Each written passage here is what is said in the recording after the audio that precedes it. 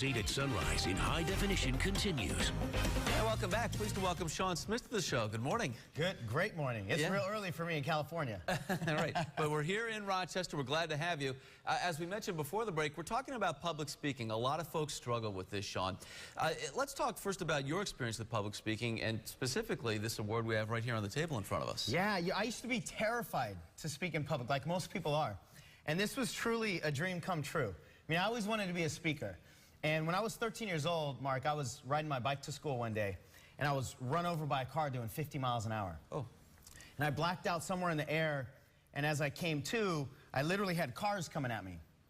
And I don't know how I got out of traffic, but I learned that we only get one shot, and we're never promised our next breath. And so I just made a vow to myself, really, that if I ever have a dream on my heart, I'm going to go for it. Yeah. So I can look back on my life, whether I got the dream or not, and say, you know, at least I tried. So for me, this is about going for something that I've always wanted to do, and this was just such a fun competition. North America's Next Greatest Speaker. You won it last year. Yeah. So what are the mistakes people make when they try to speak publicly? The first one is probably the biggest one, and it shuts so many people down. I call it the Judge Judy jail. and that's when you imagine people in your audience are like judging you, and you're worried about their opinions. It's as if you imagine Judge Judy with her little scowl, and she's got the gavel out, just waiting for you to mess up and not be funny so she can crack that gavel and go, here's me speaking. And whenever we think about that, I mean, it freaks us out. Sure. So speaking is not about seeking approval. It's just about sharing your message. And the next one, you call it the Dumb and Dumber. Explain what you mean there. The dumb, this is when somebody tries to speak about something that they don't have a lot of confidence in, but they try to be all intellectual and smart and use big 25-cent words.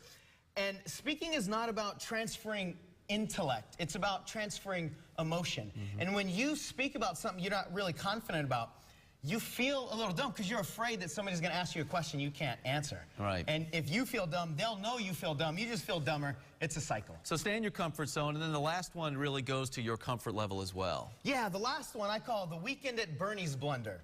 And that's when people get so stiff. It's like the Weekend at Bernie's movie where the two kids carry the dead guy around, pretend he's alive. Right. A lot of speakers show up and they're so stiff, and it's like a dead person with sounds coming out. You got to be animated. You know, when I won this award, I told a story, but I didn't just narrate the story. I became the story. I was limping around and actually army crawling on the ground. Right. And at one point I said, if you want to go for your dreams, you got to bite your way up the mountain. But I literally, I got forward on my chest and I went, ah, ah, ah.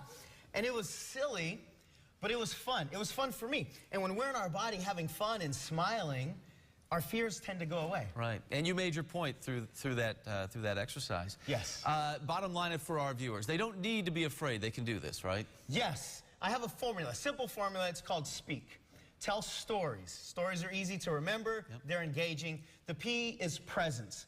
Be be emotionally present, intellectually present too, but connect with your audience. E is for energy. Show up. I don't want you to be over the top like you're in a speaking competition, but be engaging. A is for authenticity. Just be yourself. And K, know what you're talking about. Great. Sean, thank you. Appreciate you coming in, and continued success with your public speaking. Thank you very much. I had a pleasure, Mark. If you've got questions for Sean or any of our guests here on News 8 at Sunrise, you can always send them along to the newsroom at rochesterhomepage.net.